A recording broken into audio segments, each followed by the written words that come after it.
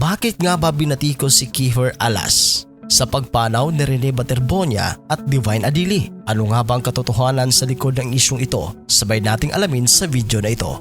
Si Kiefer Alas ay kilalang basketball player at tinagurian na isa sa mga top high school ballers sa Pilipinas bago siya opisyal na nag-commit na maglaro para sa Ateneo Blue Eagles noong March 2026. Siya ay galing sa kilalang pamilya ng basketball. Anak siya ng batikang coach na si Louie Alas at kapatid ng PBA player na si Kevin Alas. Naging target ng matinding galit at pambabatikos online si Kiefer matapos ang malagim na trahedya noong June 8, 2026 sa Dipakulaw, Aurora, kung saan nalunod at nasawi ang kanyang mga teammates sa sina Rene Baterbonia at Divine Adili. Dahil nangyari ang trahedya sa isang team building activity ng koponan, mabilis na kumalat ang mga haka-haka online na dumaan sa marahas na initiation o hazing ang mga biktima. May mga maling chismis pa na nilagyan umano ng mga pampabigat na bagay ang paa ng mga nasawi, isang bagay na mariing pinabulaanan ng pulisya at ni Alas. Kumalat ang mga walang basihang teorya na may kompetisyon o inggitan di umano sa pagitan nila Alas at ng iba pang mga bagong salta sa kupunan,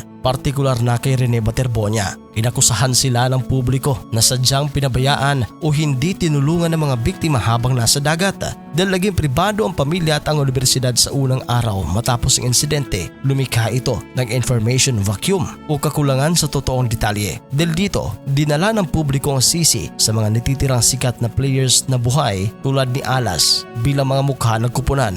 Sa kanilang pagbasag ng katahimikan sa isang podcast at sa investigasyon ng NBI at ang CIDG, ipinaliwanag ni na Alas ang tunay na nangyari. Sabi ni Alas na magkakasama sila sa tubig nang biglang salubungin ng tatlong sunod-sunod na dambuhalang alon at malakas na agos. Sila mismo ni na Sam Reyes ay muntik na malunod at sumuko na rin ang kanyang katawan bago lamang sila nahila pabalik ng pampang ng iba pang kasamahan. Matapos ito, nagtrending din ang litrato niya na imbis na tulungan si Rene mula sa pagkalunod ay nakatayo lamang ito sa gilid at pinagmasdan lamang ang trahedya.